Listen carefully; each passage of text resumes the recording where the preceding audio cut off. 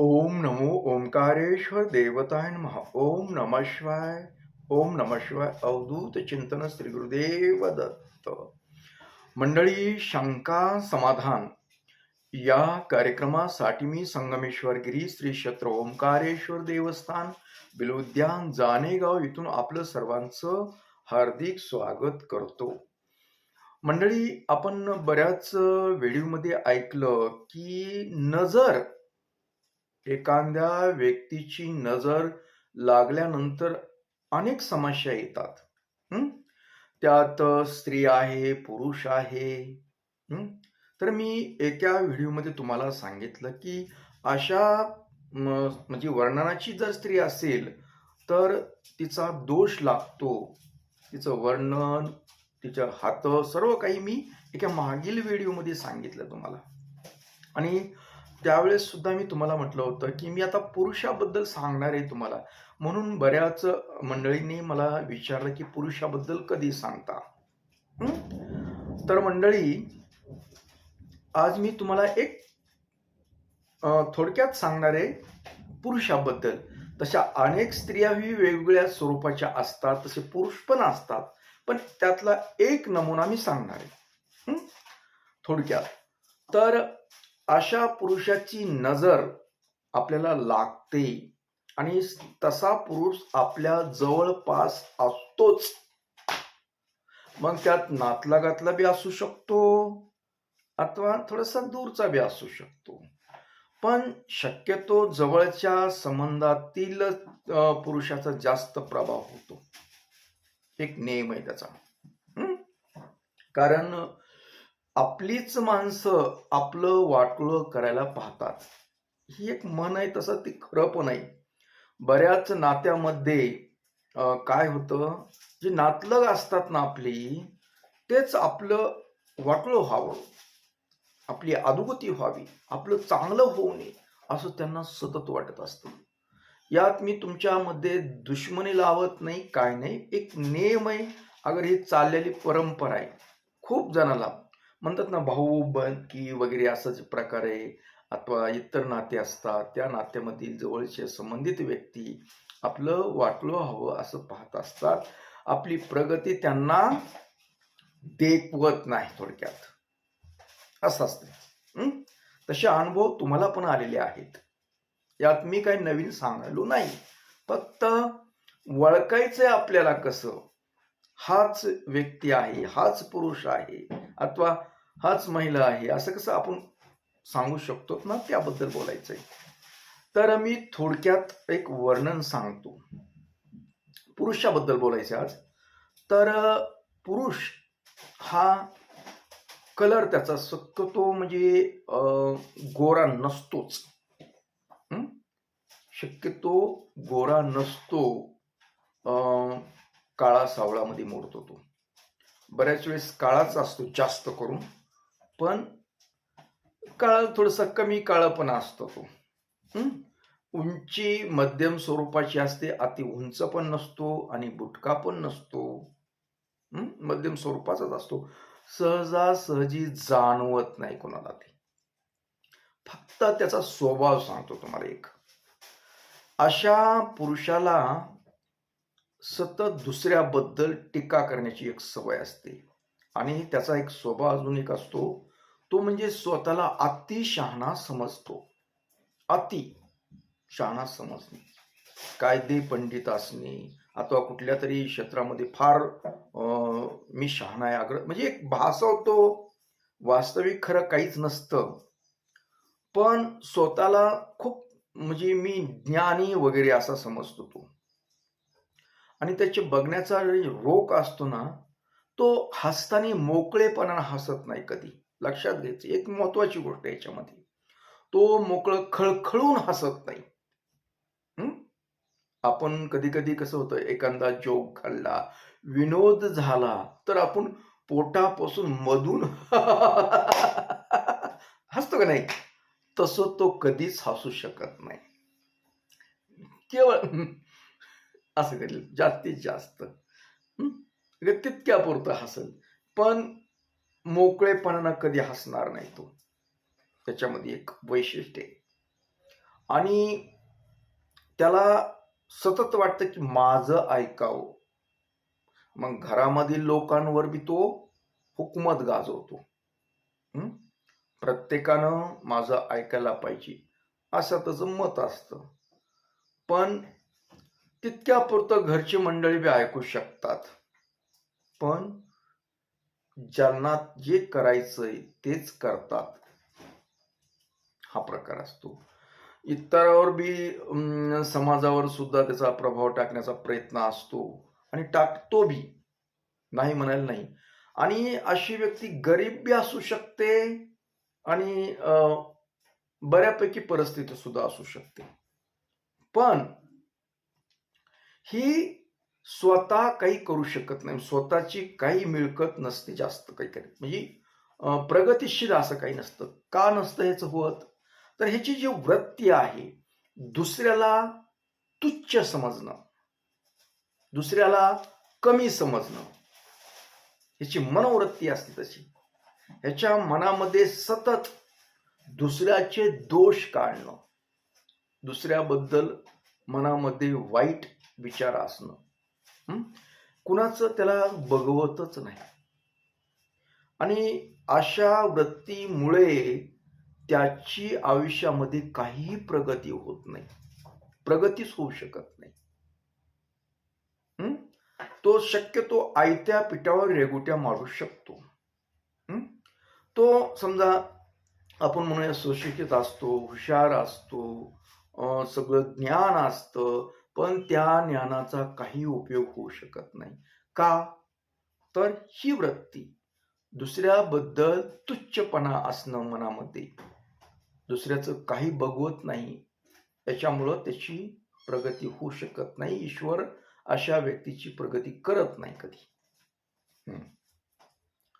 सगळं कसं आपलं ऐकावं सगळ्यांनी, म्हणजे असं म्हणजे दुसऱ्यावर हुकूमत गाजवण्याचा प्रकार. आणि हे लोक मनामध्ये ठेवून मनामध्ये ठेवून गेम करतात. फार खुनशी असतात, खुनशी. कारण त्यांचं बघणं सुद्धा असं असतं, असं क्रॉसिंग बघणार, असं म्हणजे थोडस सतत असं म्हणजे वारीक डोळे करून अगर असं असं करणं बघणार. त्यावेळेस मी कळतं हे काहीतरी याच्या पोटात शिजत आहे. म्हणजे यांचं मन साफ नाही थोडक्यात. तसं त्यांना काही कालावधीमध्ये मान सन्मान ह्या गोष्टी पण असू शकतात. पण ज्यांना जवळच्या माणसांना ह्या गोष्टी माहीत असल्या अगर ह्याचं जास्त मान देत नाही, पण बाहेर मान सन्मान मिळवण्याचा प्रयत्न करतात. जास्त बोलण्याचा बोलत नाही, मोजकं बोलणार पण कार्यक्रमच करून दाखवणार. चांगल्या समजा प्रतिष्ठित वगैरे व्यक्तींशी संबंध असणं, कुठल्या संस्थेची मोठ्या लोकांशी असे पण असू शकतात. म्हणजे बरेच म्हणजे संपर्क असतात, पण त्याचा काही उपयोग होऊ शकत नाही. कारण समोरच्या व्यक्तीला सुद्धा माहित असतं की ही असे आहे, पण बोलून दाखवत नाही कोणी. म्हणजे मनानं साफ नसतेच ते, अजिबात नाही. त्याच्यामुळं त्यांना जी आर्थिक बाजू म्हणतो ती हवी तशी भेटत नाही. हे सगळे म्हणजे प्रतिष्ठितपणा, मी स्वतः खूप शहाणा आहे, अशा भावामध्ये चालतात. कुणाशी नाही, समजा एखाद्याचं थोडंसं बोललं तर त्याला परत न बोलायचं, असं म्हणजे आता अनेक गोष्टी त्याच्यामध्ये. याच्यावरून तुम्हाला कळावं की आपल्या आसपास अशी व्यक्ती आहे का. म्हणजे घमेंडखोर म्हणूया त्याला.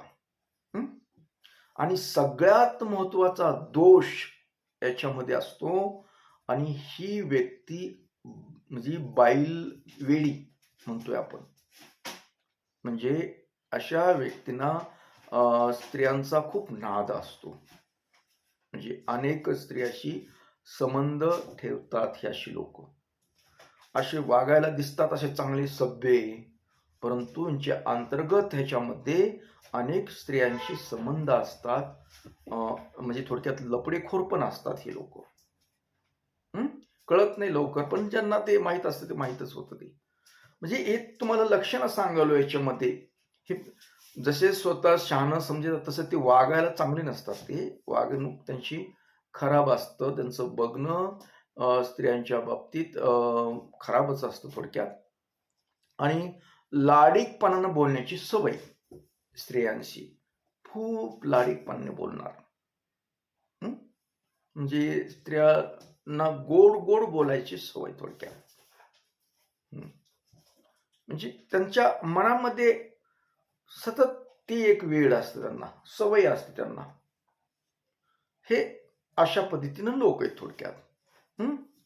तुमच्या लक्षात आलं का? हां, आता आपल्याला शरीराचं सांगितलं, तुम्हाला कलर सांगितला. अति गोरे वगैरे नसतात. आता त्यांच्या हाताची ठेवण लक्षात यावं तुमच्या.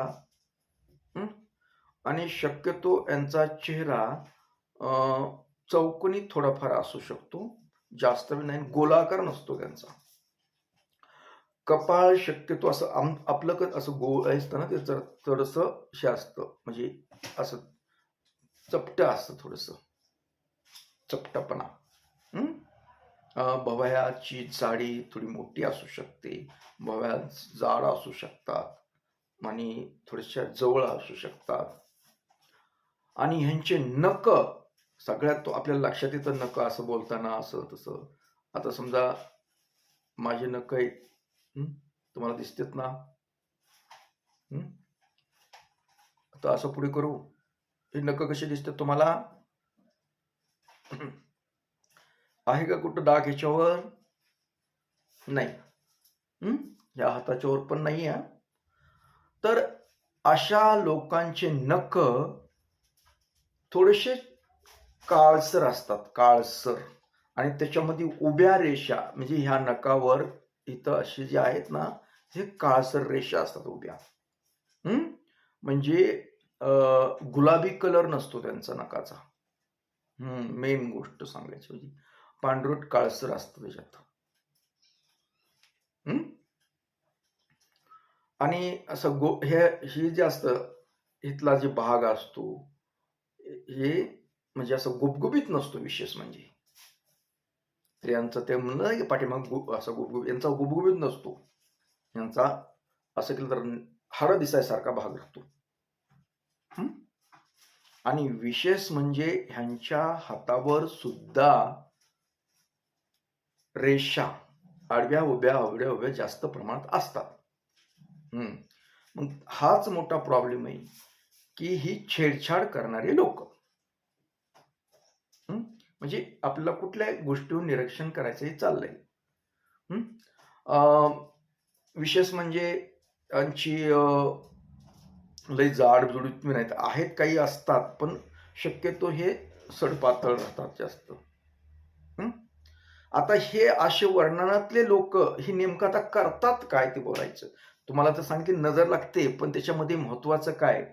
आपल्या समजा संपर्कात सतत आले, की त्यांचं बघणं बघायचं, त्यांचं बघण्याची तुळून काय बघतात ना, तर एखाद्या गोष्टीवर त्यांनी नजर लावली. एखादं आपलं घर आहे समजा, घरावर जरी त्यांची नजर पडली तशी, तर घरामध्ये समजा काही ना काही प्रॉब्लेम मध्ये पडझड होऊ शकते. तुम्ही म्हणता असं कसं? हो. विशेष म्हणजे तुमच्या नवीन तुम्ही बांधकाम काही करायला आता अशा ठिकाणी जर असे लोक आले, असे, तर तुमच्या बांधकामामध्ये दोष निर्माण होतो. त्या मिस्त्री लोकांकडून काहीतरी वाकडं तिकडं तरी होणार, काहीतरी होणार, अगर नुकसान तरी होणार. अलग लक्षात? ही ठरलेला आटम असतो.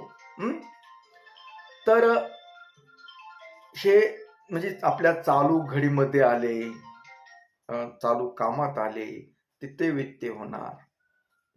आपण काहीतरी काम करायलो, त्यांनी तिथं नुसतं सहज येऊन पाहिलं तरी, चलत जरी गेले तरी आपल्यात काहीतरी निर्माण होणार, दोष होणार, नुकसानकारक गोष्ट होणार. आपल्या समजा आपल्या मुलामुलीचं लग्न जमवायला अथवा काही पाहुण्या रावळ्यात असणार, तर तिथं सुद्धा प्रॉब्लेम करणार. ते बोलत नाहीत काहीसं. सुरुवातीत माणसं आहेत, पण त्यांची नजर आहे, ही नजर कार्यक्रम करते. हं? आणि ती करून नाही जमली नजर, तर ते समजा आता आपलं सोयीर पण जमवायला लागलो होतं आणि तिथं ते आलेले असतील, पण नंतर अगर त्यांना माहीत झालं, तर त्या संबंधित व्यक्तीला, आता मुलीसाठी आपल्या मुलगा आला असेल, तर तिथं त्याच्या वडिलांना भेटणं, त्याला आपल्या मस्त चहा-पाणी करून हं, मस्त हसत मुला इकडं मुलीची स्तुती करत करत काय ती मुलगी काय लफडेखोर आहे का काहीतरी आधी कुठं ना काहीतरी सांगणार तिच्याबद्दल. अथवा मुलाच्या बद्दल असेल तर तोच प्रकार ते सांगणार. काहीतरी विचित्र सांगणार. अगर मुलाच्या काय कमी तो कुठं काय मोकार फिरतंय. हं? कारण मी बऱ्याच पोराच्या बरोबर मोकार पोराबरोबर बघितलं. पण आता म्हणता येत नाही आपल्या घरचं जवळच आहे. अशी पद्धत वापरणार. जणू मी काय सांगितलंच नाही असं दाखवणार, पण काम करून जाणार. हं? तुमच्या अनेक गोष्टींमध्ये वेगळी पद्धत वापरून तुमचं नुकसान कसं होईल हे बघणार. अशा पण खोड्या करतात. नुसतं येऊन नजर लावत नाही, तर प्रत्यक्षरित्या तुमचं नुकसान कसं होईल असं ते बघतात, करतात, कृती करतात. हिथं तोडगा वगैरे कुठला जादूटोणा नाहीत करत हे. ह्यांची वृत्ती तशी. हे जादूटोण्याच्या भानगडीत पडत नाहीत कुठलं. काही येत नसतं तसं काही त्यांना प्रकार. पण असं नाही नजरेनं नाही जमलं, तर अशी माणसावर माणसं घालणं. सतत एखादा आपलं तुमचं काहीतरी करायचं त्यांना नुकसान. तर तुमच्या संबंधित त्याच्या एखाद्या व्यक्तीला सांगून, आता तुम्ही एखादं काम धरलंय, तिथं पाहिलं, त्यांना नाही रुजलं. जे काम करते व्यक्ती, त्या व्यक्तीला भेटणं, जाऊन हे असं-असंच आहे, तसं-तसंच आहे, करू नको का करू नको, काय नाही त्याला दोष सांगणार. हं? काहीतरी सांगणार. म्हणजे तुमच्याबद्दल ते इतर लोकांना सुद्धा सांगणार. तुमचा अपप्रचार करणार. म्हणजे त्यांना ते खपतच नाही. नजर तर आहेच आहे, परंतु ही पण पद्धत वापरतात. हं? एक मी थोडक्यात सांगितलं तुम्हाला. अशा पद्धतीचं नाही हे पुरुष लोक आहेत. हं? मग ते शक्यतो काळे तर सांगितलंच ना तुम्हाला. तर आता फक्त निरीक्षण करायचं, की असे लोकं अगर असा प्रकार होतोय का आपल्या जवळपासचे नातलं कुणी करतंय का? अथवा जवळचे मित्र असतील कुणी, ते करतात का? याची दक्षता घ्यायची, लक्ष ठेवायचं आणि लक्ष ठेवूनच यांच्यापासून हातभर लांब राहायचं. हातभर नाही म्हणण्यापेक्षा 1 किलोमीटर दूर राहा, असं म्हणतो मी तुम्हाला. हं? ह्यांच्याशी मैत्री करायची नाही. या लोकांशी मैत्री सुद्धा करायची नाही. हं? त्यांना गोड बोलणं बी नाही. हं? दुश्मनी बी करायची नाही आणि मैत्री बी करायची नाही. दुश्मनी केली तरी महागात पडते आणि मैत्री केली बी महागात पडते. त्याच्यामुळं सुरक्षित अंतर ठेवून अशा लोकांपासून राहायचं. हे तुमच्यावर सतत वास ठेवतात ना. जसं म्हणतात ना सीसीटीव्ही कॅमेरा, तसा कार्यक्रम आहे यांचा. ह्यांना खपत नाही. आणि सगळ्यात महत्वाचं म्हणजे ही जी गोष्ट एवढी करतात ना, ह्यांची आयुष्यामध्ये काहीच प्रगती होत नाही.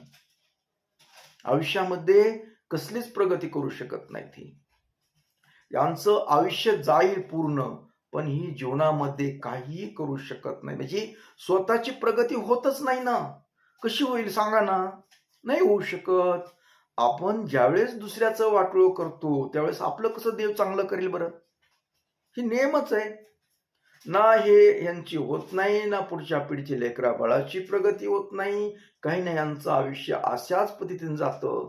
यांचं आयुष्य तसं जाऊ द्या, काय व्हायचं होऊ द्या, पण आपल्याला त्रास होतो ह्याच्यासाठी तरी आपण यांच्यापासून दूर राहणे, यांच्याशी मैत्री न करणे आणि दुश्मनी न करणे, सुरक्षित राहणे, एवढं मला सांगायचंय. आणि हे सांगण्यासाठी तुम्हाला काय करावं लागेल? बरेच जण विचारतात मला, की तोडगा काय?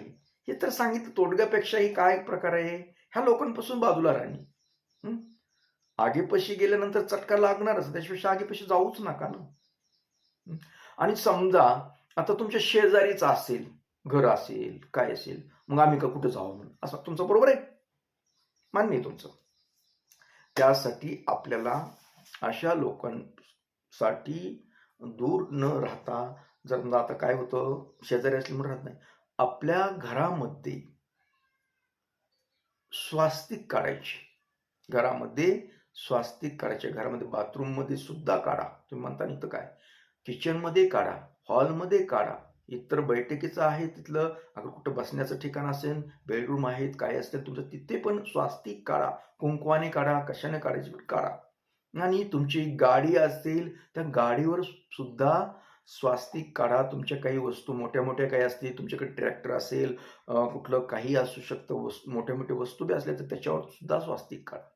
काय होतं, अशा गोष्टी स्वास्तिक काढल्यामुळं असे नकारात्मक विचाराचे जे लोक असतात, त्यांची नजर जरी त्याच्यावर पडली तरी त्याचा परिणाम होत नाही. यासाठी स्वास्तिक काढायची. आणि प्रत्येक आमुष्याला एक लिंबू, 4 मिरच्या, एक कांदा, बिबं भेटलं तर ठीक, नसेल तरी हे एक फुटभर काळ्या धागा घेऊन त्याच्यामध्ये ओवून आपल्या गाडीला, आपल्या घराच्या दारामध्ये असं बांधत जा महिन्याची महिन्याला.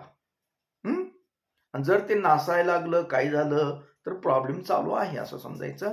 पण यानं बऱ्यापैकी फरक पडतो. दृष्ट लागत नाही, नजर लागत नाही. तर मंडळी, आता खूप वेळ होतोय, बरंच काही सांगायचं होतं, पण मला वाटतं की आपला निरोप घ्यावा. म्हणजे तुम्हा लोकांना थोडक्यात काही गोष्टी समजल्यात असं समजून आजचा हा आपला शंका समाधान कार्यक्रम नजरेबद्दलचा हा इथेच थांबूया आणि परत भेटूया अजून तुमच्याच प्रश्नाचे उत्तर देण्यासाठी पुढील कार्यक्रमात. तोपर्यंत मंडळी, ओम नमः शिवाय. जय हिंद, जय भारत. सुखी राहा आणि